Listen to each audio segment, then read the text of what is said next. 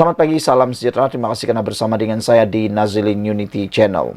Ini satu lagi pendedahan luar biasa yang pastinya Anda tak pernah tahu. Nur Jazlan mengatakan bahwa taktik kotor pembangkang ini berkaitan dengan spanduk yang digunakan untuk menolak calon Pakatan Harapan. Ketua UMNO Pulai Nur Jazlan Mohammed menolak dakwaan kononnya berlaku penolakan daripada cawangan UMNO di bawah bahagiannya terhadap calon BNPH Pulai Suhaizan Kayat. Ini selepas tersebar gambar spanduk yang didakwa muncul di lokasi tidak dikenal pasti di Pulai menjelang hari penamaan calon hari ini menyatakan, kami calon-calon UMNO bahagian Pulai menolak calon Pakatan Harapan. Bagaimanapun Nur Jazlan yang juga timbalan yang di-Pertua Dewan Negara memberitahu, Malaysia kini spanduk itu cuma taktik kotor oleh lawan mereka. Saya anggap perbuatan menaikkan banner dan mengambil gambar untuk diviralkan dalam media sosial itu adalah perbuatan daripada pihak pembangkang, kata beliau lagi. Taktik kotor yang sepatutnya tak digunakan, kata anggota Majlis Tertinggi UMNO itu ketika ditemui Malaysia kini pada majlis di Pulai bersama Presiden UMNO Ahmad Zahid Hamidi, Suhaizan dan Jentera Pilihan Raya BN malam tadi. Kalau betul ada penolakan dari cawangan-cawangan saya, akan ada ketua cawangan yang buat sidang akbar dan sebagainya. Tapi tak ada jelas Nur Jazlan yang juga bekas ahli parlimen Pulai. Jadi saya anggap benda ini sebagai satu perkara palsu dan taktik kotor oleh pembangkang, katanya lagi. Pada pilihan raya kecil ini, Suhaizan dijangka menentang calon PN Zulkifli Jaafar dan sekurang-kurangnya seorang calon bebas di kerusi parlimen itu yang kosong berikutan kematian penyandangnya, pemimpin amanah Allahyarham Salahuddin Ayub. Nur Jazlan pernah bertanding menentang Allahyarham Salahuddin dan Loh Kah Yong daripada PN dalam pertembungan 3 penjuru pada PRU 15 lalu. Susulan kerjasama politik selepas PRU 15 dan dengan PH dan parti lain yang kini dalam kerajaan, BN mengumumkan akan memberi laluan kepada amanah untuk mempertahankan kerusi itu. Sekian dulu untuk kali ini. Jangan lupa tinggalkan komen anda untuk isu kali ini. Saudara-saudara sekalian, pertarungan dalam pilihan raya seringkali menggunakan teknik yang kotor. Tidak dapat dinafikan kerana itu ialah teknik untuk nak menang semata-mata. Tapi apakah itu akan menjadi ikutan? Tak tahulah. Terpulang kepada anda. Sekian dulu untuk kali ini. Jangan lupa tinggalkan komen anda. Bye-bye. Selamat pagi, salam sejahtera. Terima kasih kerana bersama dengan saya di Nazilin Unity Channel. Dalam pilihan raya, pastinya pelbagai senjata, pelbagai kekuatan, pelbagai isu ditimbulkan dan dipamerkan hanya dengan satu niat, yaitu menang, menang dan menang. Tetapi yang menariknya ialah ada beberapa parti maupun gabungan yang sanggup melakukan apa sahaja semata-mata untuk mendapatkan kemenangan. Mereka atau tidak memperdulikan apakah kaedah, apakah cara itu akan menimbulkan kesan jangka panjang atau tidak, tetapi tetap dilakukan demi untuk mendapatkan kemenangan. Ini semua didedahkan oleh Datuk Seri Anwar Ibrahim pada kali ini, pagi ini. Apabila Datuk Seri Anwar Ibrahim menyatakan bahawa kita bertarung dengan fitnah dan hasutan, kata Datuk Seri Anwar Ibrahim, merujuk kepada pilihan raya. Saudara-saudara sekalian, Perdana Menteri Datuk Seri Anwar Ibrahim menyifatkan suasana pilihan raya ketika ini adalah lebih rumit berbanding kebiasaan kerana berlakunya perbuatan menyebarkan kebencian dan prasangka yang berterusan. Pengerusi Pakatan Harapan PH itu berkata, keadaan tersebut menyebabkan Kerajaan Perpaduan terpaksa bertarung dengan ancaman fitnah dan asakan polemik yang boleh mengganggu-gugat hak serta keselamatan orang Melayu. Kita kini bertarung dengan fitnah, kata Datuk Seri Anwar Ibrahim. Pertarungan ini lebih rumit kerana ada hasutan serta mencungkil naluri batin dan bukannya berdasarkan pertimbangan rasional. kata beliau semasa berucap pada sesi perjumpaan bersama Jentera Pilihan Raya Kerajaan Perpaduan di Iskandar Putri hari ini. Hadir sama Timbalan Perdana Menteri Datuk Seri Ahmad Zahid Hamidi, merangkap pengerusi Barisan Nasional BN, Menteri Besar Johor Datuk On Hafiz Ghazi dan pemimpin tertinggi PHBN Johor serta Jentera Pilihan Raya Kerajaan Perpaduan. Anwar berkata, dalam tempoh 8 bulan mentadbir negara, Kerajaan Perpaduan berjaya mengangkat martabat Malaysia dan menangani pelbagai isu termasuk kemiskinan, tata kelola serta memulihkan kembali ekonomi negara. Beliau juga berkata, gabungan atau gandingan PHBN dalam Kerajaan Perpaduan menjadi satu-satunya gabungan yang mampu menyelamatkan Malaysia. Anwar berkata, aspek progresif yang didukung PH digabungkan dengan pengalaman BN dalam mentadbir negara adalah jauh lebih baik jika dibandingkan dengan tempo pemerintahan Perikatan Nasional PN sebelum ini.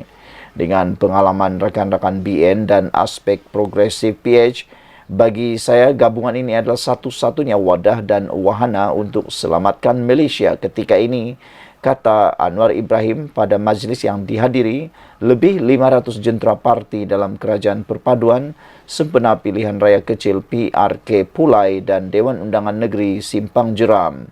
Pilihan raya itu diadakan susulan kematian penyandangnya, Datuk Seri Salahuddin Ayub yang juga Menteri Perdagangan Dalam Negeri dan Kos Sara Hidup pada 23 Julai lepas. Suruhanjaya Pilihan Raya menetapkan hari ini sebagai hari penamaan calon dan 9 September depan sebagai pengundian bagi kedua-dua kerusi. Sekian dulu untuk kali ini. Jangan lupa tinggalkan komen anda untuk isu dan tajuk panas pada pagi ini. Kita bertarung dengan fitnah dan hasutan, kata Datuk Seri Anwar Ibrahim. Apa pendapat anda sekalian? Tekan butang subscribe, itu percuma. Kita jumpa lagi. Bye-bye. Selamat pagi, salam sejahtera. Terima kasih kerana bersama dengan saya di Nazilin Unity Channel. Ini satu pengakuan daripada Datuk Seri Anwar Ibrahim, Perdana Menteri kita yang kita kasihi, dan ianya pasti mengejutkan dan pembongkaran yang luar biasa yang saya fikir anda akan kongsikan dan anda akan berikan kepada rakan-rakan anda. Tapi sebelum itu, bantu dulu saya untuk mengembangkan channel ini. Tekan butang subscribe, itu percuma. Saudara-saudara sekalian, sukar untuk menyelamatkan Malaysia kerana pembangkang ekstremis main isu agama, kaum tarik sokongan, kata Datuk Seri Anwar Ibrahim. Sebelum kita teruskan, sila rujuk berita ini di BH Online. Tapi sebelum itu, sila tinggalkan juga komen anda tentang pendedahan daripada Datuk Seri Anwar Ibrahim ini. Apa pendapat anda sekalian apabila beliau nyatakan sukar untuk menyelamatkan Malaysia, pembangkang ekstremis main isu agama, kaum untuk tarik sokongan. Kerajaan Perpaduan berdepan cabaran lebih rumit untuk menyelamatkan Malaysia berikutan sikap pembangkang yang ekstremis dengan memainkan isu kaum dan agama bagi menarik sokongan rakyat, kata Datuk Seri Anwar Ibrahim. Beliau berkata hubungan kerjasama Pakatan Harapan dan Barisan Nasional BN menerusi Kerajaan Perpaduan ketika ini adalah kaedah terbaik untuk menyelamatkan Malaysia. Bagaimanapun, menurut Datuk Seri Anwar Ibrahim, kaedah yang digunakan pembangkang di negara ini tidak ubah seperti gerakan fasisme yang banyak berlaku dalam suasana politik negara barat seperti Amerika Syarikat. Walaupun tidak sama sepenuhnya, namun kerajaan berdepan cabaran dan asakan berlandaskan fitnah dan kecaman. Jadi pertarungan ini lebih rumit daripada biasa kerana hasutan mereka membangkitkan emosi, sikap prasangka serta kebencian dan bukannya menggunakan pertimbangan rasional. Perkara ini bukan asing di dunia, khususnya di benua Eropah. Kebangkitan neo-Nazi dan fasisme yang menyebabkan segerombolan kalangan muda membenci kaum minoriti, orang asing dan agama lain. Jadi jawapannya adalah kita perlu menggunakan landasan kebijaksanaan dan pertimbangan waras bagi memahami semangat Malaysia Tulen. Justru dalam aspek progresif Pakatan Harapan PH dan pengalaman pentadbiran Barisan Nasional BN, gabungan ini adalah wadah terbaik untuk menyelamatkan Malaysia sekarang, kata Datuk Seri Anwar Ibrahim. Hadir sama Timbalan Perdana Menteri Datuk Seri Ahmad Zahid Hamidi dan Menteri Besar Datuk On Hafiz Ghazi. Sementara itu, Anwar yang juga Menteri Kewangan menjelaskan pentadbirannya komited dalam memastikan hak masyarakat Melayu dan Bumiputera sebagai golongan majoriti di negara ini kekal terjamin. Tiada sesiapa boleh pertikai negara ini dan mereka terima kehadiran Melayu dan Bumiputera sebagai majoriti.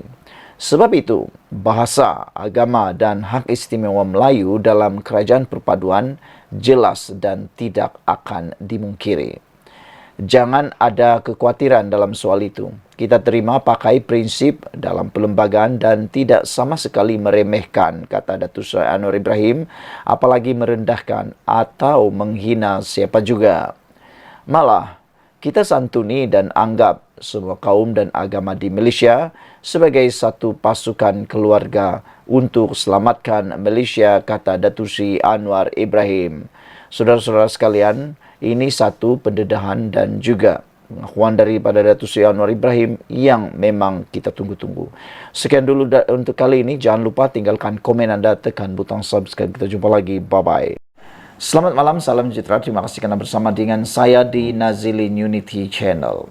Tidak malukah atau tak rasa malukah Muhyiddin bila menantunya kini buruan Interpol? Macam mana nak jadi Perdana Menteri semula? Persoalan ini timbul dan persoalan ini bertitik tolak daripada tindakan pihak kerajaan Malaysia telah pun menyenarai merahkan menantu Muhyiddin dan seorang peguam dan disenaraikan merah dalam Interpol. Saudara-saudara sekalian, menantu Muhyiddin Yassin kini sah diletakkan dalam notis merah Interpol atau polis antarabangsa untuk ditangkap dan dibawa balik ke Malaysia. Ini bermakna Muhammad Adlan Berhan sekarang adalah orang buruan pihak berkuasa di peringkat antarabangsa dan dicari di seluruh dunia.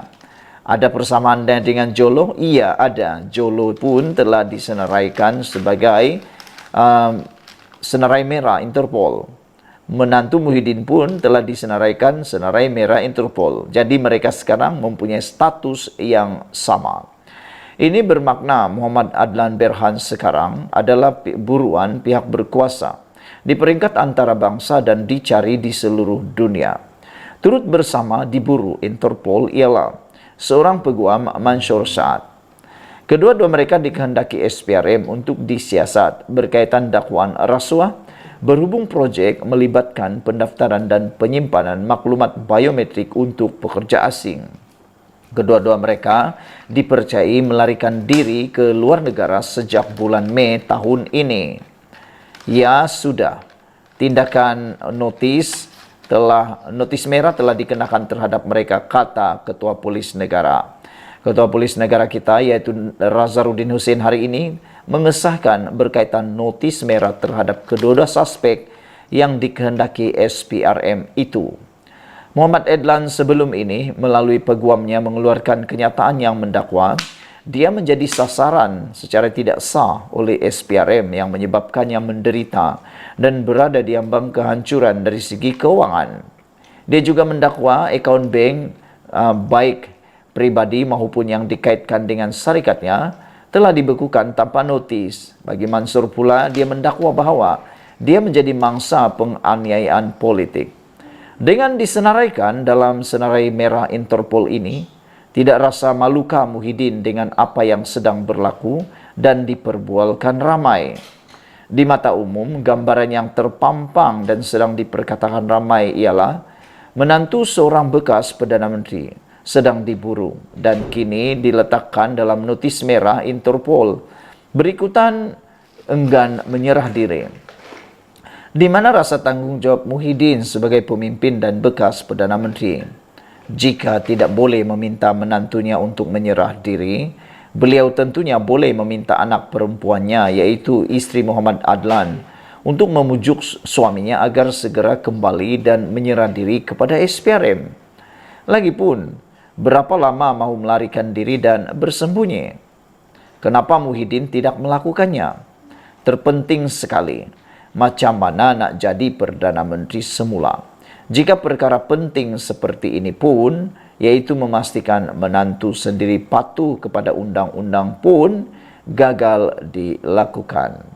Saudara-saudara sekalian, sebelum kita berpisah, sila tinggalkan komen anda, tekan butang subscribe, itu percuma, anda tak perlu bayar apa-apa. Kita jumpa lagi, Malaysia kita punya, kita juga sama-sama cintai Malaysiaku. Bye-bye. Selamat malam, salam sejahtera. Terima kasih karena bersama dengan saya di Nazilin Unity Channel. Ini isu paling hangat, paling hot pada malam ini. Dipetik dari Malaysia kini, akhirnya menantu Muhyiddin dan peguam dikenakan notis merah Interpol. Menantu Muhyiddin Yassin dan seorang peguam telah diletakkan dalam senarai notis merah Polis Antarabangsa Interpol kerana dikehendaki SPRM. Menurut utusan Malaysia, perkara itu disahkan oleh Ketua Polis Negara Razaruddin Hussein. Ya sudah, kata beliau, tindakan notis merah dikenakan terhadap mereka, katanya kepada akhbar harian itu. Dua individu itu ialah Muhammad Adlan Berhan yang berkahwin dengan anak Muhyiddin Nabilah dan Mansur Saad, seorang peguam dan tokoh penting dalam NIRS Sendirian Berhad. SPRM mendakwa mereka dikehendaki berhubung projek yang melibatkan pendaftaran dan penyimpanan maklumat biometrik untuk pekerja asing. Kedua-duanya melarikan diri dari negara pada bulan Mei. Utusan Malaysia memetik sumber tanpa nama yang mendakwa Muhammad Adlan meninggalkan negara ini melalui sempadan Johor Bahru. Dia dipercayai berlepas ke negara ketiga, kata sumber itu. Muhammad Adlan melalui peguamnya mengeluarkan kenyataan yang mendakwa dia menjadi sasaran secara tidak sah dan menyebabkannya menderita dan berada di ambang kehancuran dari segi keuangan. Dia juga mendakwa bahawa akaun bank baik peribadi maupun yang dikaitkan dengan syarikatnya telah dibekukan tanpa notis. Bagi Mansur, dia mendakwa bahawa dia menjadi mangsa penganiayaan politik. Pada 2011, NIRS Sendirian Berhad telah dianugerahkan kontrak 12 tahun untuk memantau kemasukan warga asing ke Malaysia serta mengeluarkan pas pekerja atau pas lawatan pekerjaan sementara PLKS. Saudara-saudara sekalian, isu ini sedang hangat diperkatakan di seluruh Malaysia. Ada yang berkata bahawa di manakah lokasi menantu Muhyiddin ini, dan ada yang menuntut supaya Muhyiddin Yassin mendedahkan perkara tersebut. Kerana kata mereka, kalau Muhyiddin Yassin nak menjadi Perdana Menteri lagi nanti, bagaimana, adakah beliau dapat menentukan kedudukan menantu beliau nanti ini? Selain daripada itu, ada juga yang mengatakan bahawa balik sajalah menantu Muhyiddin, kalau benar tidak bersalah, kenapa takut, kata mereka. Kalau benar dia tidak melakukan kesalahan, dia tidak akan melarikan diri, kata netizen lagi. Dengan pepatah, berani kerana benar, takut kerana salah. Jadi, di mana kedudukan menantu Muhyiddin sekarang ini? Sekian dulu untuk kali ini. Jangan lupa tinggalkan komen anda. Tekan butang subscribe, itu percuma. Kita jumpa lagi. Bye-bye. Selamat petang, salam sejahtera. Terima kasih kerana bersama dengan saya di Nazilin Unity Channel. Ini satu keputusan mahkamah yang pastinya akan menggemparkan Perikatan Nasional, khususnya kepada Sanusi Mak Nur. Baru-baru ini Sanusi Mak Nur telah pun disaman oleh Vincent Tan dengan Berjaya Land dengan jumlah saman yang memang sangat luar biasa besar, yaitu sebanyak 200 juta. Jika difikirkan dari mana hendak mendapatkan RM 200 juta itu bukan satu jumlah yang kecil.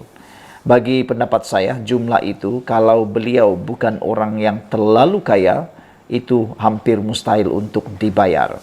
Namun, hari ini keputusan mahkamah lebih menyengat dan lebih parah, mungkin lebih sadis untuk Sanusi Mak Nur. Mahkamah mengumumkan lanjutan sekatan sementara Vincent Tan pada Sanusi. Itu keputusan yang telah diumumkan di mahkamah pada hari ini. Dipetik daripada Malaysia kini, Mahkamah Tinggi Shah Alam membenarkan permohonan ahli perniagaan Vincent Tan untuk injuksi ad interim terhadap Menteri Besar Kedah Muhammad Sanusi Maknur. Mahkamah Sivil membuat keputusan pagi ini apabila ia menangguhkan perbicaraan yang dijadualkan hari ini, permohonan injuksi antara pihak ahli perniagaan, planatif dan defendant hadir pada 25 Oktober. Sebelum ini, pada 17 Ogos, Mahkamah membenarkan perintah larangan ex parte Vincent Tan. Hanya planatif hadir semasa perbicaraan terhadap Sanusi sehingga hari ini yang dikaitkan dengan saman fitnah ahli perniagaan itu terhadap pimpinan atau pemimpin Sanusi.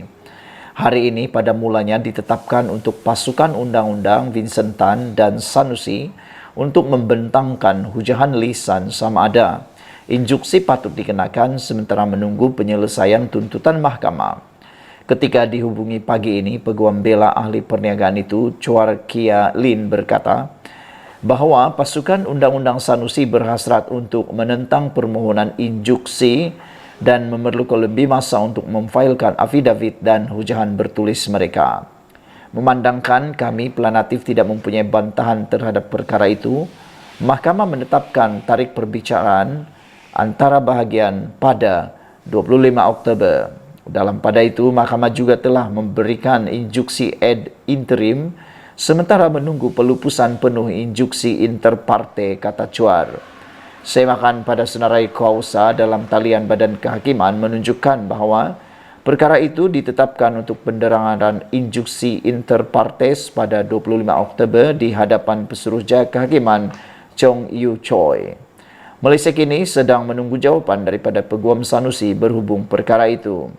Sebelum ini, Peguam Tan mengeluarkan surat tuntutan maaf pemimpin Perikatan Nasional itu dan pampasan 200 juta ringgit. Ini membabitkan dakwaan Sanusi mengenai ketidakwajaran antara Tan dan Menteri Besar Selangor Amiruddin Syari berhubung projek pembersihan Sungai Klang. Selepas Menteri Besar Kedah itu didakwa enggan mematuhi surat undang-undang Tan, pengasas kumpulan berjaya itu memfailkan saman fitnah itu pada 8 Ogos. Writ saman itu adalah atas ucapan Sanusi semasa kempen pilihan raya negeri Kedah di dataran Darul Aman Jitra pada 2 Ogos yang menyaksikan kehadiran ratusan orang.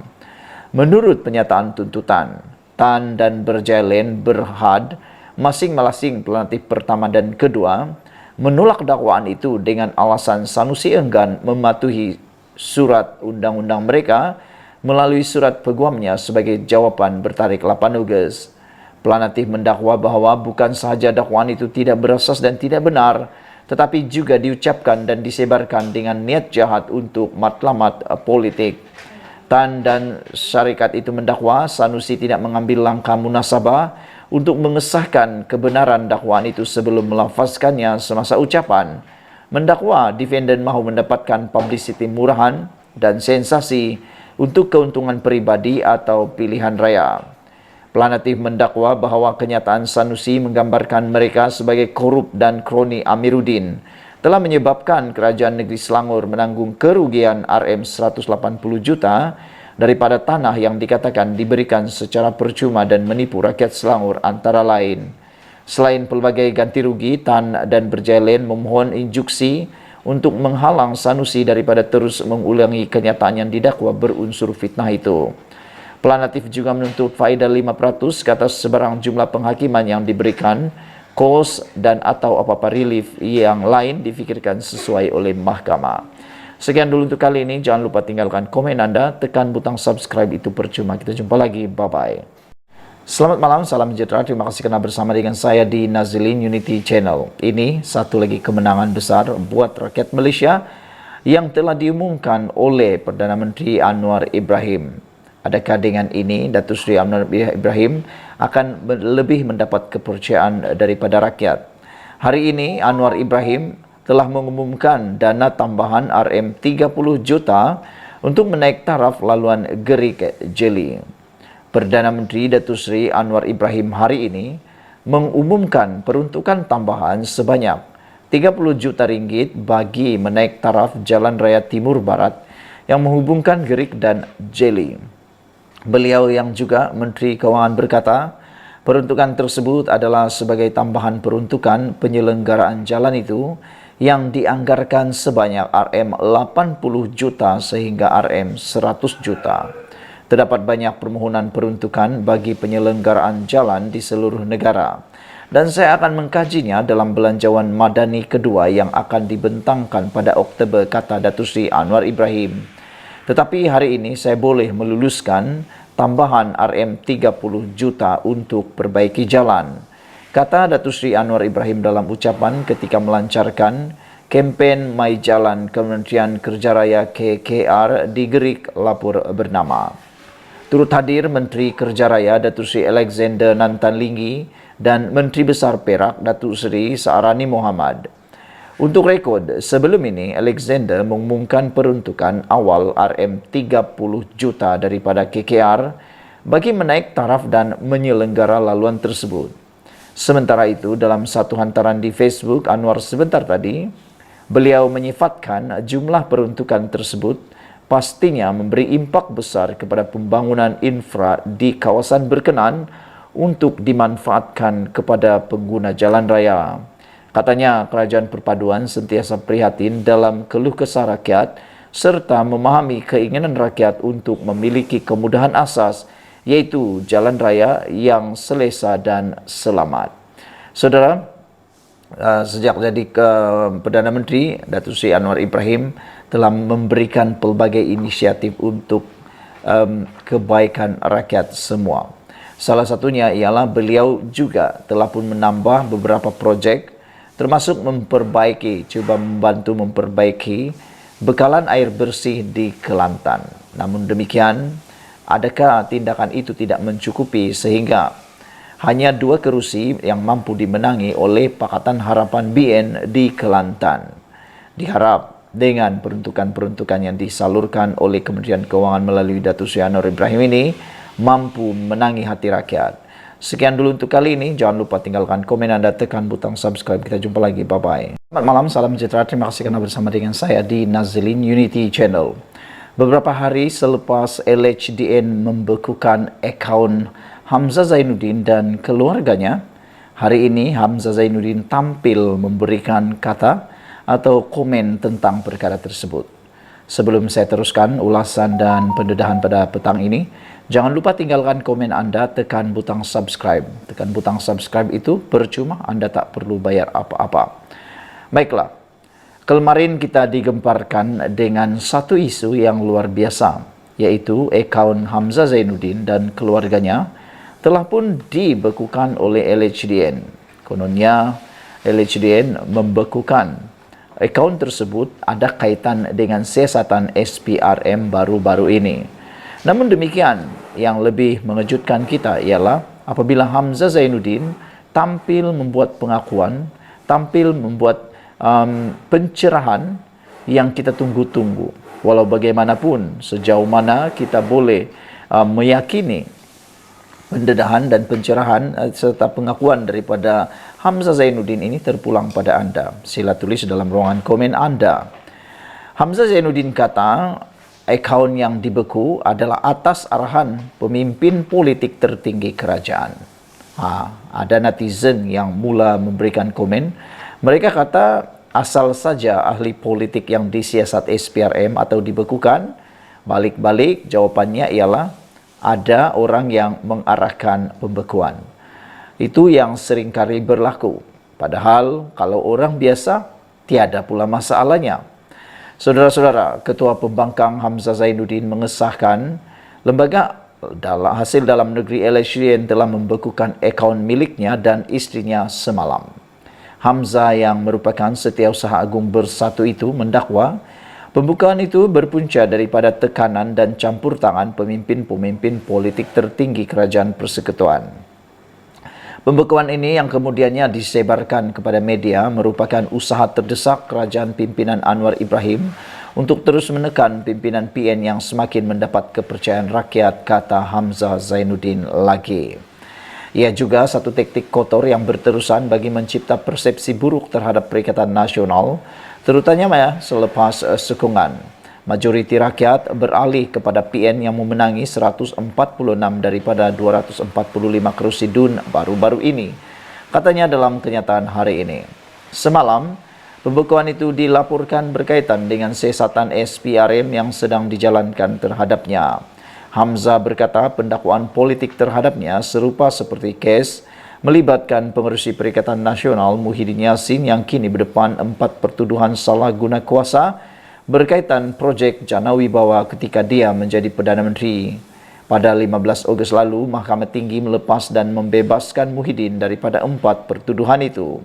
Namun, 3 pertuduhan di bawah Seksyen 4 dalam kurungan 1 Akta Pencegahan Pengubahan Wang Haram, Pencegahan Pembiayaan Keganasan dan Hasil daripada Aktiviti Haram 2001 terhadap Muhyiddin Yassin masih lagi kekal.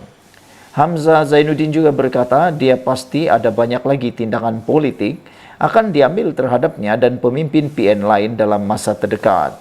Kezaliman kerajaan PHBN ini tidak akan menghentikan perjuangan saya, kata Hamzah Zainuddin lagi.